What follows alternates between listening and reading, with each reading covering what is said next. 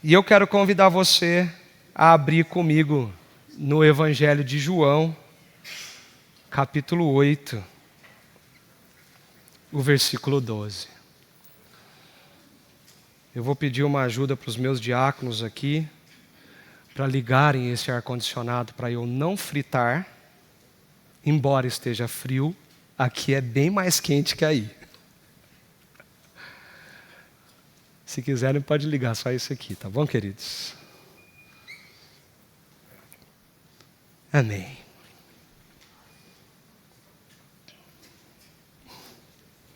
João capítulo 8, versículo 12. É o texto que o Senhor selecionou para nós hoje e Ele escolheu falar ao nosso coração e te trouxe aqui para pensar, refletir, meditar e ouvir a respeito do que esse versículo ele tem tanto a nos falar, tanto a nos dizer. Abra a tua Bíblia comigo e deixe o Senhor falar com você em nome de Jesus. Diz assim o versículo 12 do capítulo 8 de João. De novo, Jesus lhes falou dizendo: Eu sou a luz do mundo. Quem me segue não andará nas trevas, pelo contrário, terá a luz da vida. Você consegue ler comigo esse versículo? Somente ele? Vamos juntos?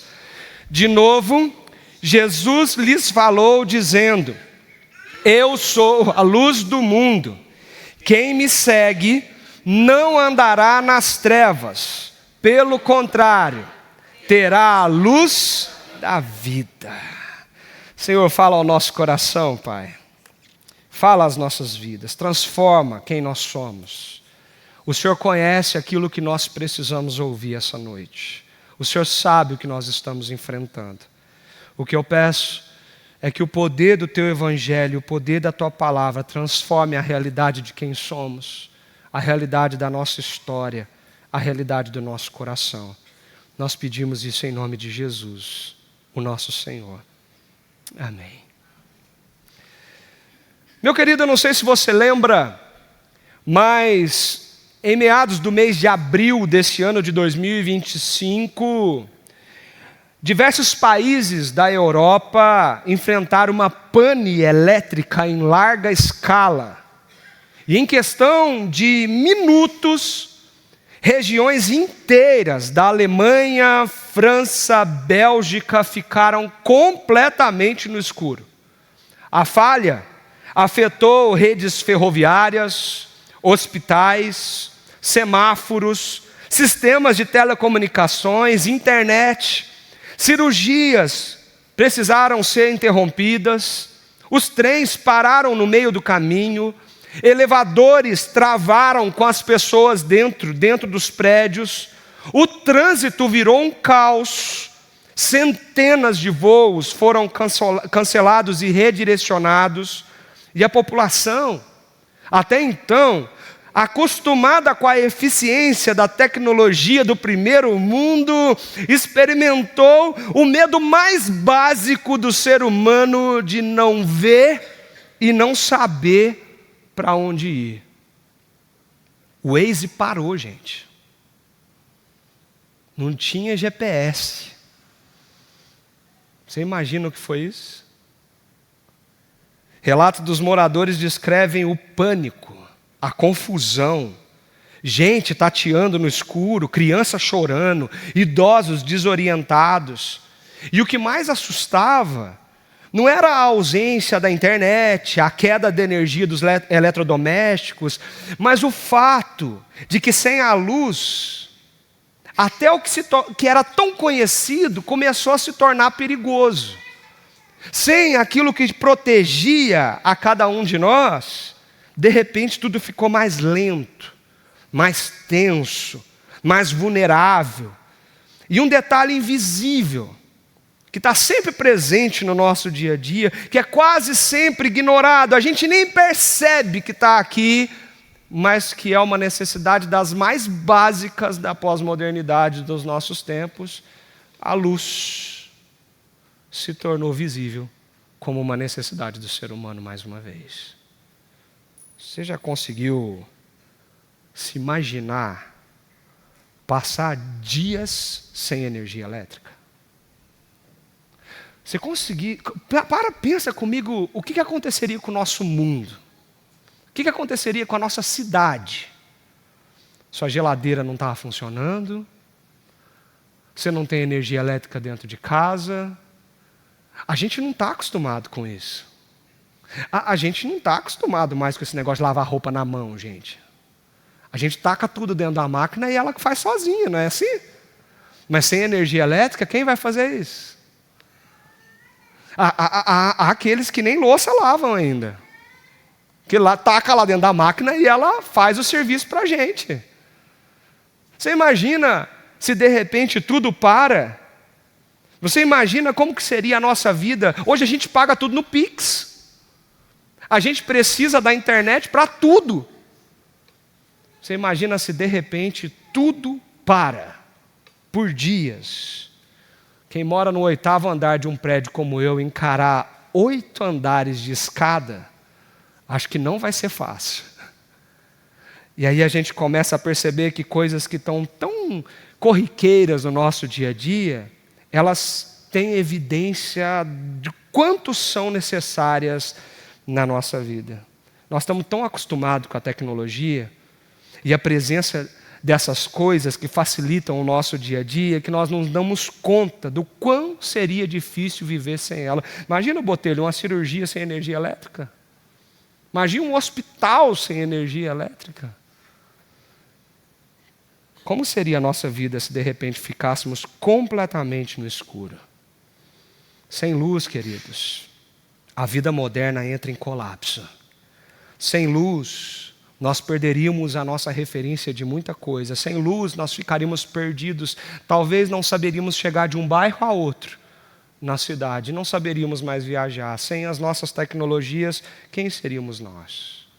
Mas e se eu disser para você que o mundo, ele vive num completo estado de apagão e nós não nos damos conta disso? E se eu contar para você que as pessoas seguem vivendo todos os dias com seus calendários cheios, os seus dispositivos carregados, as rotinas aceleradas, mas completamente no escuro, porque muitos e muitos estão perdidos, sem significado, sem propósito, sem direção, o que a Bíblia nos aponta como trevas e escuridão, sem discernimento, sem comunhão real, sem saber para onde estão indo, nem por que estão indo. Quando nós paramos para pensar um pouquinho sobre isso, nós vamos percebendo que existe um estado real de escuridão ao nosso redor, que nós estamos vivendo num mundo mergulhado em escuridão emocional, espiritual, e não é difícil você perceber isso no seu dia a dia. Conversa com as pessoas, ouça o que elas têm a dizer, pergunte para elas o que elas serão, ou onde elas estarão, o que elas farão daqui 10 anos. Por que elas trabalham tanto? Por que elas se dedicam tanto? Por que elas fazem o que fazem? A maioria das pessoas talvez não saberão te dar essas respostas. Por quê? Porque o sentido, o significado, o propósito, a direção parece que está ofuscada por tantas coisas. E nós vamos na letargia da nossa rotina sem perceber que nós estamos mergulhados em trevas ao nosso redor. O nosso mundo está em trevas, queridos. Basta abrir qualquer jornal e você vai ver isso. Basta acessar suas redes sociais. Basta ligar a tua televisão. E você sabe do que eu estou falando. Nós temos guerras em curso nesse exato momento. É Irã, Israel, é Rússia, Ucrânia. A gente sabe que muitas áreas da África estão nesse momento matando uns aos outros em guerras que estão acontecendo. Suicídios na adolescência têm explodido nas estatísticas. O índice de depressão, de crise de ansiedade na infância tem sido assustador. Os consultórios dos psicólogos, psiquiatras, terapeutas nunca estiveram tão cheios. As farmácias nunca venderam tantos remédios para controle emocional como o nosso tempo. Crises climáticas estão sendo causadas por nossa ganância e descuido. A violência tem exacerbado. Talvez não está tão próximo de nós, e se Deus quiser não esteja. Mas quando olhamos ao nosso redor, nós vemos cenas como da semana passada de um menino, um adolescente, matando um pai e uma mãe em casa, por motivos banais. Feminicídio, abuso infantil, discurso de ódio, polarização ideológica. Olha para o mundo que nós estamos vivendo, querido. Nós não precisamos ir longe. Basta você abrir os seus olhos e você vai ver que o ser humano está completamente perdido nas suas convicções e na sua direção. Não sabe para onde vai, não sabe o que faz, um querendo passar por cima do outro, um querendo ser melhor que o outro. Esses fenômenos não são aleatórios não, gente. Eles são sintomas de uma realidade profunda. Porque um mundo que rejeitou a verdadeira luz vive na sombra de si mesmo. O mundo que disse não para a luz, agora está condenado, de acordo com Romanos, a viver entregue ao seu próprio coração, entregue a si mesmo, aos seus desejos, aquilo que tanto quer. João, o apóstolo, escreve: quem anda nas trevas não sabe para onde vai. Quem anda no escuro está perdido, tateando, tentando buscar sentido e significado. Você acorda de manhã, mas você não sabe por que você está indo trabalhar. Você continua fazendo a sua rotina, mas você está perdido naquilo que você tem que fazer. Parece que as coisas estão angustiantes dentro de nós. E essa linha de raciocínio, ela é antiga. Quando nós olhamos um pouco para a filosofia, nós vamos ver que, embora o pensamento filosófico ele tenha prometido muito, ele entregou algumas coisas confusas para o coração do ser humano ao decorrer da história. Ele exaltou a razão, o pensamento humano, pôs isso tudo no centro do mundo. A promessa é que se nós pensássemos e a razão do ser humano fosse exaltada, a gente teria progresso, ética, avanço civilizatório. A gente teve muitos avanços. A grande questão é que a base moral, a base que constitui o chão que a gente pode construir o que é certo, o que é errado, o que é bom, o que não é, o que é belo, o que é feio, aquilo que é e o que não é, ela foi tirada do centro da vida, do coração do ser humano. Deus foi removido deste lugar. E o que sobrou? Nós e os nossos desejos. Foi olhando para a cultura assim que Nietzsche, um filósofo famoso, esboçou o seu pensamento dizendo: Deus está morto e nós o matamos. Uma frase forte que pode até te assustar no começo, mas ela é muito mal compreendida naquilo que esse filósofo falou. Porque o que Nietzsche está dizendo é que Deus, ele foi deslocado na nossa cultura para um lugar periférico, e o ser humano foi colocado no centro de todas as coisas. Deus foi tirado da nossa base moral. Deus foi tirado da nossa constituição do que é certo e do que é errado. E a nossa cultura agora está tentando tatear no escuro, construindo moralidade, ética, certo, errado, bom, belo, aos seus próprios conceitos, desejos, emoções. Você imagina que perigo é isso, gente? Cada um por si, cada um construindo isso de um jeito. O que Nietzsche estava dizendo é que a relevância de Deus para a vida real foi morta na cultura. E assim morre também a base da nossa verdade, da nossa esperança, do nosso sentido, do nosso propósito.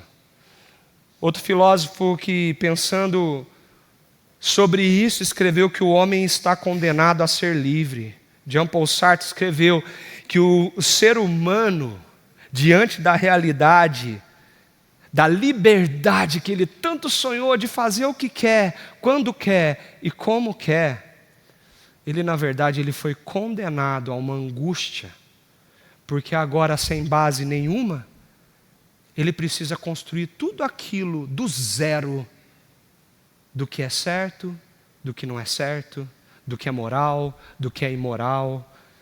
E isso não gera sensação de ser livre. Isso gera angústia no coração do homem. Quando nós olhamos para a pós-modernidade, esse momento que nós vivemos, Bauman escreveu assim, que a pós-modernidade, a nossa era, nos prometeu liberdade, mas nos entregou solidão e ansiedade crônica. Foi prometido muito, o homem precisa ser livre, você precisa ser feliz, você precisa fazer o que você quer. Não deixa ninguém falar para você que você não pode fazer o que você quer. Não deixa ninguém falar para você o que é certo e o que é errado. Quem constrói isso é você. E enquanto a nossa pós-modernidade foi construindo esse tipo de conceito dentro da gente, o que sobrou? Sobrou solidão e ansiedade crônica. Pensa como isso mostra a situação tão real e tão tensa na qual nós vivemos. A escuridão do mundo, meu amigo, não é apenas uma falta de conhecimento. Muitos estão pensando sobre o que é o mundo e para onde nós estamos indo como sociedade. Não é falta de pensar, mas a escuridão do mundo é a ausência da presença de Deus no centro da vida. É a ausência da presença real de Deus naquilo que nós somos, naquilo que nós fazemos, trazendo sentido, significado e propósito a cada dia que eu levanto da minha cama e tento voltar em mim, em si, para continuar meu dia a dia olhando para aquele que eu deveria nunca ter tirado os olhos. C.S. Lewis, um autor cristão muito conhecido, ele escreve: eu creio no cristianismo, como eu creio que o sol nasceu, não apenas porque eu o vejo, mas porque por meio dele eu vejo todas as coisas. Quando nós sabemos que a noite foi embora porque o sol nasceu, parece que aquela sensação do escuro vai se dissipando e a gente tem uma sensação de que agora a gente consegue trilhar o nosso dia, porque a luz chegou, nós conseguimos ver, nós conseguimos enxergar. E C.S. Lewis diz: através do Evangelho, através dessa luz, eu consigo ver todas as coisas na minha vida. No mundo pós-guerra, Lewis gritou que o sentido da vida era Cristo, e somente Cristo iluminava todas as coisas. Meu irmão, por que eu estou falando esse tanto de coisa? Porque às vezes parece que a gente fala frases simples e sentenças tão conhecidas como essa: o mundo está em trevas. Mas a gente não coloca a nossa mente para pensar o quanto isso é uma realidade e não somente uma expressão. Não é algo superficial, mas é algo profundo. E nós precisamos parar para refletir como cristãos o que isso tem a ver com a minha vida. O que isso tem a ver comigo? Nós estamos diante de uma realidade espiritual. Muitos pensam e tentam encontrar respostas que só Jesus Cristo é capaz de oferecer. E estão buscando isso em todos os lugares. Seja no seu próprio prazer, na satisfação das suas vontades e dos seus desejos, seja na construção da sua vida, a sua força, ao molde da sua vontade, seja num diploma pendurado na parede, um dinheiro reservado no banco, seja a felicidade volátil que a gente vive no dia a dia. Nós estamos tentando buscar essas respostas como sociedade, como humanidade, mas existem perguntas que só Cristo é capaz de responder. Existem coisas que só Jesus é capaz de trazer significado, propósito e nos levar para onde nós deveríamos ir. Esse versículo é um versículo que nos mostra um pouco disso. Para a gente entender melhor o versículo 12, a gente precisa voltar e lembrar o contexto no qual Jesus disse isso. E não é difícil de lembrar. Jesus está onde? Na festa dos tabernáculos. Uma das principais festas dos judeus. Todo mundo em Jerusalém, caminhando para o fim da festa. Essa festa tinha pelo menos, símbolos muito fortes e muito importantes. Isso a gente precisa gravar na nossa memória. A festa do tabernáculos apontava para a água, Porque quando ali na cerimônia era tirada a água do tanque de Siloé e derramado no templo, o povo lembrava do sustento e da provisão de Deus enquanto eles estavam no deserto e agradeciam por isso, como nós acabamos de fazer aqui. Senhor, obrigado, porque o Senhor é aquele que traz provisão e sustento na nossa vida. Mas a festa do tabernáculo também tinha um símbolo muito forte, a luz. O templo era iluminado, o pátio do templo estava cheio de tochas e candelabros. A cidade de Jerusalém estava toda iluminada. Pensa que bonito isso. E por que essa luz? Porque da mesma forma que o sustento era lembrado e agradecido, o povo olhava para aquela coluna de fogo que caminhou com a história do povo de Israel no deserto e lembrava que Deus, o Deus criador de todas as coisas, Ele desceu até o povo no deserto e caminhou com eles. E andou com eles, e habitou com eles, estava com eles como uma tocha guiando o seu caminho, mostrando, é para cá que vocês vão. Quando essa coluna andar, vocês andam. Quando vocês estiverem no escuro, é esse fogo que iluminará o caminho de vocês. E ali naquela festa eles agradeciam, como a presença do Senhor deu direção, propósito, sentido, significado. Está vendo para onde que essa festa aponta? No meio da festa a gente vê uma mulher sendo jogada no meio da multidão, acusada de adultério, como nós conversamos na semana passada. Mas na verdade era um objeto onde os religiosos estavam manipulando aquela cena para pegar Jesus e acusar Jesus e matar Jesus, porque o contexto é a tensão crescente que estava acontecendo. Jesus estava sendo rejeitado, a tensão aumentava, a morte de Jesus era iminente, a religião negou a luz de Cristo e agora caminhava para esse lugar. É nesse contexto que Jesus se levanta e diz: eu sou a luz do mundo. É nesse contexto que Jesus se levanta e diz: essa luz que vocês passaram 7 dias agradecendo a Deus por ela, o guia, o protetor, aquele que deu sentido, significado e propósito, eu sou isso na vida de vocês. Eu sou essa luz. Como um versículo tão pequeno é capaz de nos ensinar tanto para a nossa vida aqui e agora. Olha só como a gente pode aprender sobre o que esse versículo nos ensina e nos fala. Para a gente entender o que significa essa luz, vamos dar um passo atrás e entender o que significa viver no escuro. Porque é assim que o versículo diz: eu sou a luz do mundo, quem me segue não andará em ou nas trevas. Que é andar nas trevas? Nós precisamos entender isso. Nós precisamos compreender o que tipo de escuro é esse que Jesus estava enfrentando ou estava vivendo ali, quando ele disse isso, porque ele disse isso para combater uma realidade que estava ao seu redor. E João, o apóstolo, ele escreve sobre isso desde o primeiro capítulo do Evangelho. Quando nós olhamos para João, capítulo 1, nós vemos a revelação do Logos, da palavra que se fez carne e habitou entre nós, e está escrito assim no versículo 5, a luz brilha na escuridão, e a escuridão nunca conseguiu apagá-la. Jesus chegou, o Verbo se fez carne e habitou entre nós, e vimos a sua glória como do unigênito do Pai. A luz brilhou na escuridão. João está dizendo, este livro, a história do Evangelho, é sobre uma coisa muito importante. A luz do Senhor brilhou sobre a nossa vida. Estávamos em densas trevas, mas Ele brilhou. E não existe nada capaz de ofuscar a luz do Criador.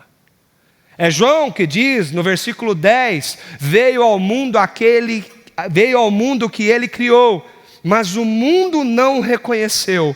Veio a seu próprio povo e eles o rejeitaram. A palavra rejeitar e a palavra apagar aqui, elas são muito próximas no original. É como se a gente entendesse João mostrando que a luz tão prometida em Isaías, tão prometida nos profetas menores, tão prometida desde o Pentateuco, essa luz se concretizou e chegou em Jesus Cristo. E quando ela chega, existe uma força contrária a ela. Existe algo tentando resisti-la. Existe algo tentando fazer o oposto do que ela se propõe a fazer.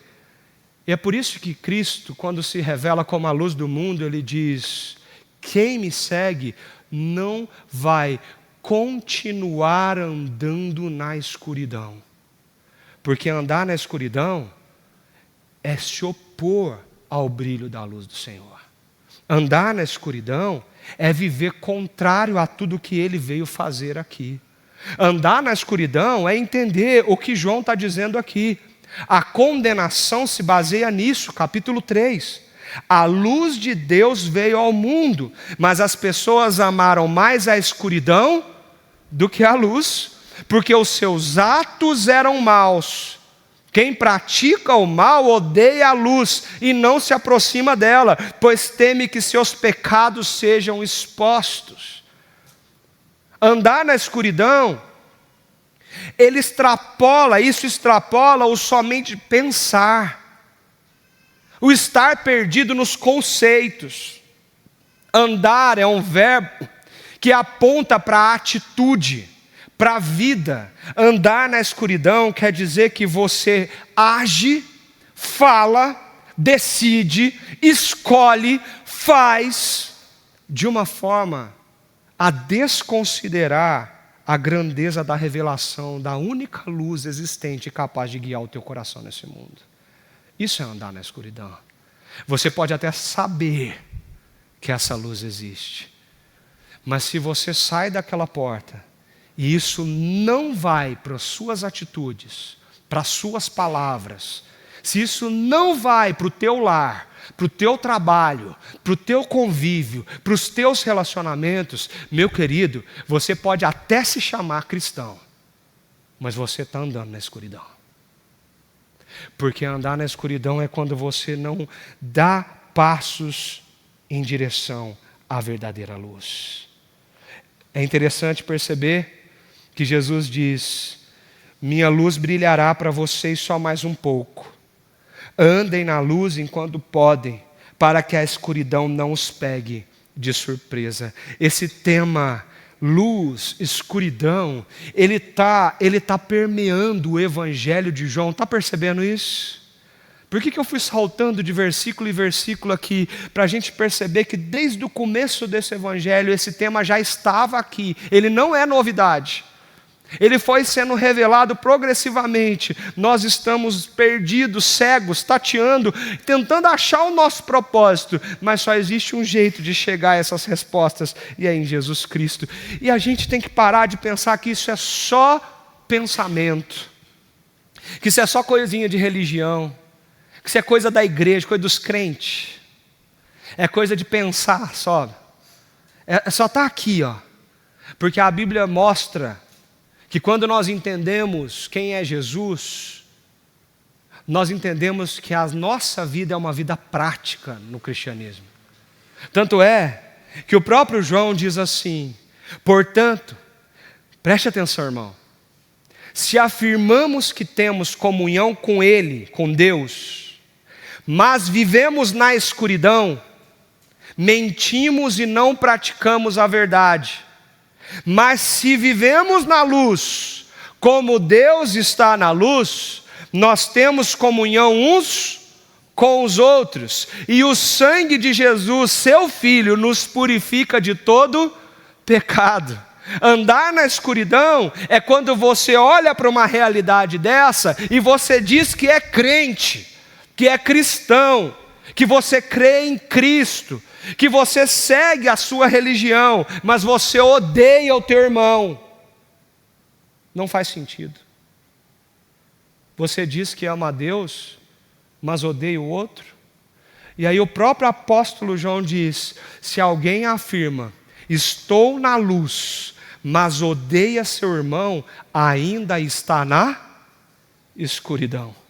Quem ama seu irmão permanece na luz e não leva outros a tropeçar. Mas quem odeia seu irmão ainda está na escuridão e anda na escuridão. Não sabe para onde vai, pois a escuridão cegou a sua vida. Percebe como o cristianismo é prático, gente? Nós não estamos falando de conceitos. Nós não estamos falando de meros pensamentos. Nós estamos falando do que a gente faz quando a gente sai daquela porta. Nós estamos falando do que a gente vive na segunda, na terça, na quarta, na quinta, quando os perrengues da vida vai pegar a gente lá em casa. Quando você tem vontade de enforcar um. Quando você está até aqui, ó, até a tampa, como diz lá em Minas. Quando você não está aguentando mais. Aí o que você faz? O que você fala? Eu disse semana passada, a gente está numa mania besta de falar assim, estou com um ranço de tal pessoa, não estou suportando ela mais, não aguento ouvir a voz dela, não aguento olhar para a cara dela. Meu irmão, olha para esse versículo aqui. De o que adianta você falar que você é o bonzão, que ama a Deus, que quer vir na igreja e viver todo o bom de Deus para a sua vida, se você não consegue olhar na cara de um ser humano e amar como Deus amou?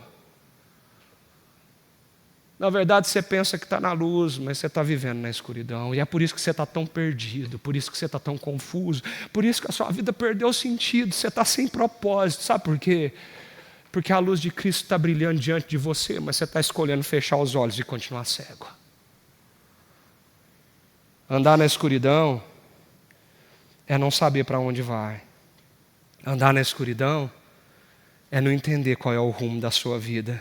Andar na escuridão é rejeitar a Jesus Cristo, amar o pecado, praticar o mal, andar perdido, fugir da comunhão, odiar o irmão. Isso e muito mais. Andar na escuridão são os passos que nós estamos dando dentro do nosso próprio coração, sem perceber para onde nós estamos indo.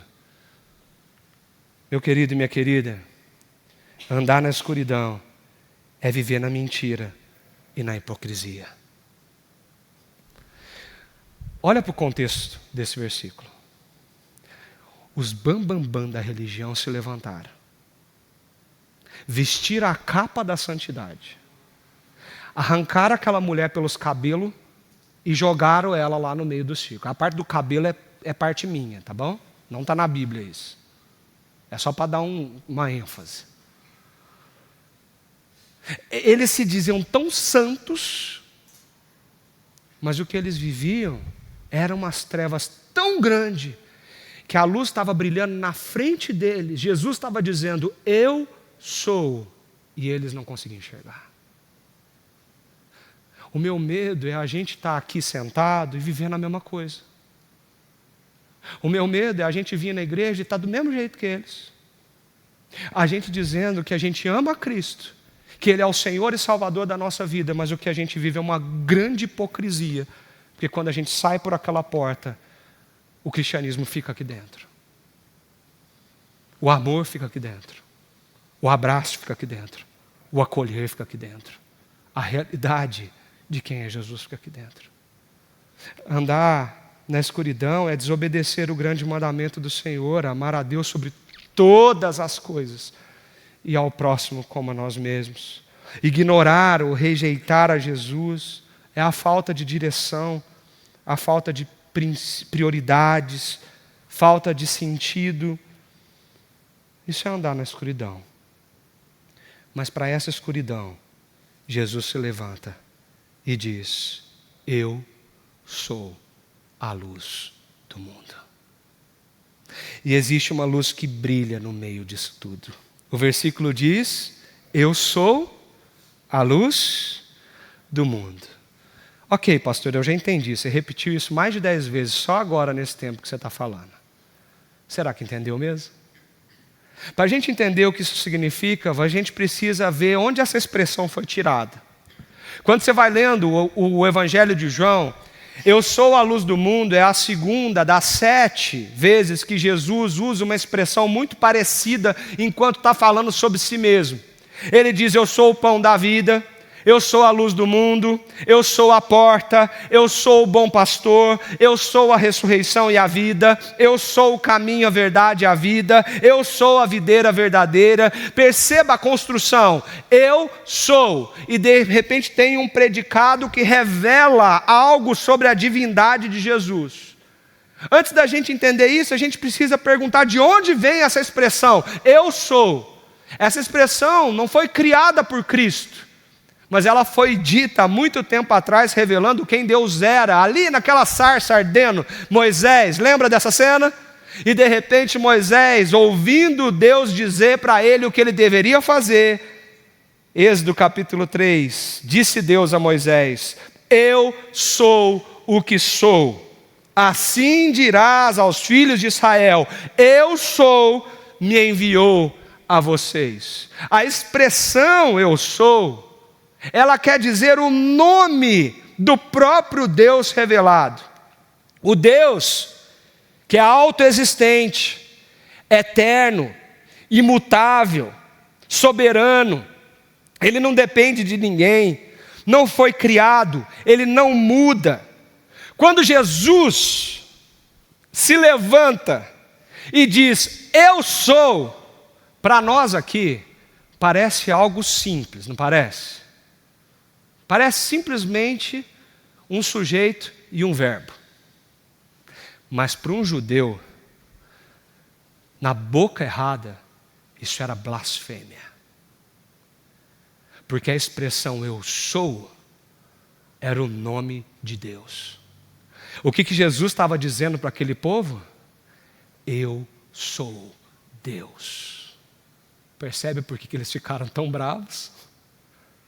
Eu sou o Deus que é o alimento da sua vida, por isso o pão da vida. Eu sou o Deus que guia vocês no meio do escuro. Eu sou o Deus que é o acesso seguro à eternidade que eu criei para vocês, por isso eu sou a porta. Eu sou o Deus que traz cuidado e proteção, por isso eu sou o bom pastor. Eu sou o Deus que traz vitória sobre a morte, por isso eu sou a ressurreição. Eu sou a exclusividade do caminho e da verdade e da vida. Eu sou a fonte de toda a vida, por isso eu sou a videira e vocês são os ramos. Quando essa expressão foi usada, ego eimi, no Evangelho de João, em outros lugares, nós vemos o próprio Evangelho dizer, se não crerem que eu sou, morrerão em seus pecados. Ou em João capítulo 8, 58, antes que Abraão existisse, eu sou. No final desse evangelho, o apóstolo vai usar mais uma vez isso, contando que quando Jesus disse, eu sou, eles recuaram e caíram por terra, porque era o próprio Deus dizendo, eu estou aqui. Por que é tão importante entender isso, irmãos? Porque nós perdemos a noção de quem Jesus é quando nós sentamos nessas cadeiras. Nós perdemos a noção na nossa vida sobre quem Cristo de fato é quando nós levantamos as nossas vozes nas nossas orações. Nós dizemos, Senhor, eu preciso de Ti, mas nós perdemos a noção de quem é o Senhor que você está chamando na tua oração. Você tem noção disso? Que o eu sou, o Deus criador dos céus e da terra, aquele que formou e criou do zero tudo, absolutamente tudo que existe, é esse Deus que se relaciona com você. Você tem noção que o Deus que disse haja luz e houve luz é o mesmo Deus que está aqui agora? Que quando você fecha os olhos e diz assim, Senhor, eu não sei o que eu tenho que fazer, você está pedindo para o Deus Criador de tudo orientação. Você tem noção com quem você tem se relacionado? Gente, existe impossível para Deus? Existe algo que Ele possa que Ele não possa fazer? Existe algum coração que Ele não possa tocar? Alguma pessoa que Ele não possa abrir o entendimento? Existe algo que Ele não possa curar? Existe algo que Ele não possa mover e transformar? Existe algo que Deus está incapacitado de fazer? Será que nós temos a noção de quem é o Deus que nós servimos? Nós deveríamos ter a mesma reverência e o mesmo temor diante da santidade, da majestade, da grandeza do Deus que nós clamamos nesse lugar. Às vezes eu fico incomodado, irmãos, e fico mesmo, porque os momentos nossos de oração se transformaram em momentos de dispersão. Nós estamos falando com o grande eu sou, e você está pensando no que você vai fazer de mistura amanhã. Nós estamos falando com o grande eu sou, e você está se preocupado a que horas que esse culto vai acabar. Nós estamos falando com o grande eu sou, e você está resistindo para não pegar o seu celular, abrir o seu Instagram e acessar o seu WhatsApp. Nós estamos diante de Deus, e você está prestando atenção em tudo menos nele. Para que você veio aqui então, querido? Nós perdemos a noção da reverência e do temor do que significa estar diante dele. Quando Deus se revelou a Moisés, Ele disse para Moisés: tira as sandálias dos seus pés, porque o lugar que você está pisando é santo. Quando Deus se revelou a Isaías e Jeremias, os dois profetas falaram: eu morri, eu estou morto. Por quê? Porque eles sentiram aquele que estava diante dele. Quando nós estamos aqui, irmãos, eu não quero ser radical, nem legalista, eu não quero ser duro no que eu estou dizendo, mas eu quero dizer para você, com todo o coração do mundo, nós estamos diante de Jesus. Jesus está aqui. Ele sabe a lágrima que escorre do teu rosto. Ele sabe a dor que você está sentindo, Ele sabe a confusão das suas decisões, Ele sabe onde está doendo, Ele sabe o que você está passando, Ele sabe o que você está pedindo, Ele sabe o que você está sofrendo, só que nós esquecemos disso. Quando a gente lembra disso, nós começamos a entender o que significa isso, a luz do mundo. A realidade de que o mundo não tem outra luz além de Jesus Cristo, não existe outra. A realidade de que o mundo precisa de Jesus como essa direção, esse norte, essa luz que revela quem Deus é e nos mostra quem nós somos. A luz que traz para a nossa vida o que Jesus fez quando abriu os seus braços naquela cruz para nos salvar do nosso pecado. A luz que nos coloca em esperança, sabendo que um dia ela encherá toda a terra e toda a eternidade estará repleta dela. O que significa andar nessa luz? Se andar é viver, se andar é praticar, e é o oposto de andar na escuridão, andar na luz é viver na comunhão e amar os irmãos. Andar na luz é guardar os mandamentos do Senhor, entendendo que os mandamentos dele não são proibições que cerceiam a nossa liberdade, mas são, sabe as estradas que a gente dirige? Tem um negócio muito legal nela, que é um negócio de ferro que fica de um lado e do outro, assim, que chama guarda-reios. Sabe para que existe aquilo lá? Para proteger a gente de não sair da estrada, não é? Aquilo lá não é para ralar o seu carro, nem amassar o seu carro, nem furar o seu pneu. Aquilo lá é para te manter com vida. Se por um acaso acontecer alguma coisa, aquilo te protege. Os mandamentos do Senhor não é para cercear a tua liberdade. São os guarda-reios que colocam você na estrada e mantêm você no lugar certo. E fala: é aqui que eu quero, é aqui que você vai ter uma boa vida, é aqui que você vai estar seguro. Então, obedeça, que você vai ter a minha bênção sobre você. Andar na luz é amar, é acolher, é entender o que esse amor que nos alcançou é capaz de fazer quando nós distribuímos isso para o próximo, é confessar os nossos pecados, é entender quem nós somos. Queridos, o que Jesus está dizendo é: saia da escuridão, se você me enxergar, uma nova perspectiva de vida vai brilhar diante de você. Se você olhar para mim, eu vou trazer sentido, significado, propósito. Você vai saber para onde está indo. E você não vai mais deitar no seu travesseiro angustiado, porque você não sabe por que existe, por que trabalha, por que é assim, ou por que não é. Só Jesus é capaz de nos dar isso. Só Jesus é capaz de trazer um caminho iluminado à nossa frente. E Ele chamou isso no Evangelho de um caminho de discipulado. O versículo ele diz assim: eu sou a luz do mundo.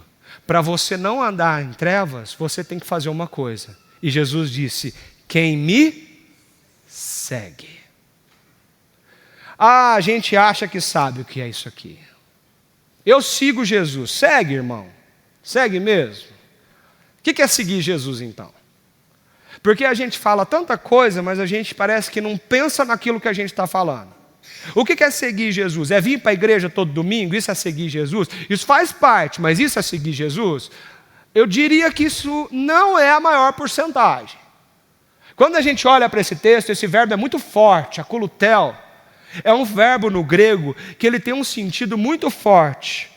Ele é usado para descrever um soldado que segue o seu capitão, mesmo na trincheira da guerra. Se o capitão dizer, vai, ele vai. Se o capitão der o primeiro passo, ele repete aquilo e faz igual àquela liderança dele. Isso é akulutel. Akulutel quer dizer também quando o servo acompanha o seu senhor, e era muito comum isso naquela época. Talvez o nosso contexto seria um estagiário, um residente, que está ali do lado aprendendo, e repetindo, e replicando, e fazendo igual. Então, aquele que ensina está fazendo, e você está replicando aquilo para aprender. Isso é seguir. Seguir é obedecer. É você aceitar o conselho de alguém que é sábio. Isso tudo é o significado desse verbo. Tem gente que está perdido na vida e busca um conselho. Aí você escuta o conselho. Já foi no médico? Aí o médico foi lá, te atendeu, te deu um diagnóstico, passou um remédio. Aí você sai do médico, você rasga a receita e fala, vou tomar não. Mas para que você pagou a consulta então, meu querido? Isso não é akulutel. Akulutel é quando você vai lá no médico, ele te dá um diagnóstico, passa a receita, você passa na farmácia e toma o remédio. Isso é seguir o conselho de alguém. Jesus está dizendo assim, você entendeu o que eu estou dizendo? Eu sou a única luz capaz de te dar direção na vida. Se você não quer mais andar perdido e nas trevas, onde os sinais, as evidências, os sintomas, é tudo isso que nós estamos falando aqui, você precisa aprender o que é seguir os meus passos. E seguir a Jesus é estar com Ele e fazer o que Ele fez. Seguir a Jesus é estar com Ele na tua vida e no teu dia a dia de uma forma tão forte, que a hora que você menos percebe, você está imitando. Você aprende como Ele fez e você faz.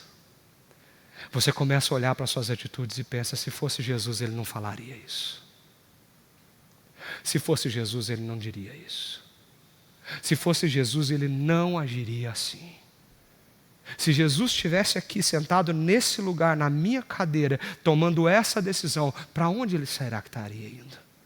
Que palavras Ele usaria com essa pessoa que está aqui na minha frente? Quando a gente está com Jesus, aquilo impregna no nosso ser. E nós começamos a ser pequenos cristos na terra. Isso é seguir Jesus. Eu gosto muito desse livro e recomendo para todo mundo que gosta de uma boa leitura. Ele chama Praticando o Caminho, do pastor John Mark Comer. E esse livro é um livro sensacional que fala sobre essa trajetória do que significa seguir a Jesus. E o Comer, ele escreve dizendo assim, seguir a Cristo é o convite de Jesus para ser seu aprendiz, alguém que aprende com Ele a viver como Ele viveu. Isso envolve estar com Jesus, tornar-se como Ele é e fazer o que Ele fez. Isso é seguir Jesus. É você estar com Ele, ter o seu coração e a sua mente transformado pela presença dEle e fazer o que Ele fez. Você já parou para pensar nisso, gente? Se você tivesse pregado naquela cruz sangrando, sentindo dor, e os religiosos na sua frente cuspindo na sua cara e zombando de você, você conseguiria olhar para eles e dizer: Pai, perdoa-lhes, eles não sabem o que estão fazendo. Mesmo tendo todo o poder de esmagá-los com um simples olhar? Será que você teria a capacidade de esperar como Jesus esperou o momento de Deus para as coisas acontecerem de uma forma com tamanha paciência, a ponto de resistir tudo e todos pensando em você, no seu nome? Porque quando Ele se entrega naquela cruz, irmãos, Ele poderia recriar todas as coisas com o estralo do seu dedo. Mas Ele decidiu se entregar para morrer por causa do seu pecado, para deixar você viver a vida dele. Seguir a Jesus é amar incondicionalmente. Seguir a Jesus é perdoar aquele que nos ofende. Seguir a Jesus é acolher aquele que é diferente da gente. Mas não no sentido bonito, filosófico, ideológico do mundo de hoje, mas é acolher como Jesus acolheu aquela mulher e dizer para ela: cadê aqueles que te condenam? Eles estão aqui? Não, Senhor, não estão, nem eu te condeno. Vá e não peques mais. É quando você abraça para transformar, quando você acolhe para oferecer a graça, a misericórdia, o amor. Gente, seja sincero com você mesmo. Você tem seguido a Cristo nos seus dias? Quando as pessoas olham para você, elas enxergam Jesus em você?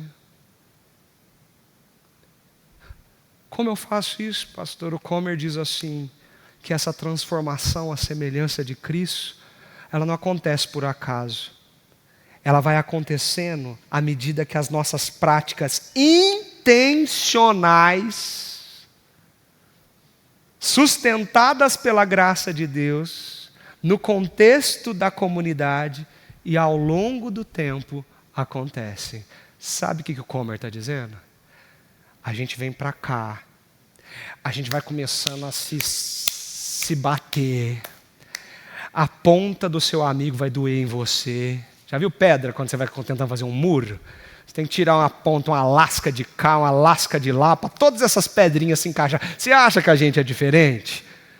Aí, ao invés de você se acomodar pela ação de Deus e amar o seu irmão naquilo que Deus está fazendo, você cria ranço.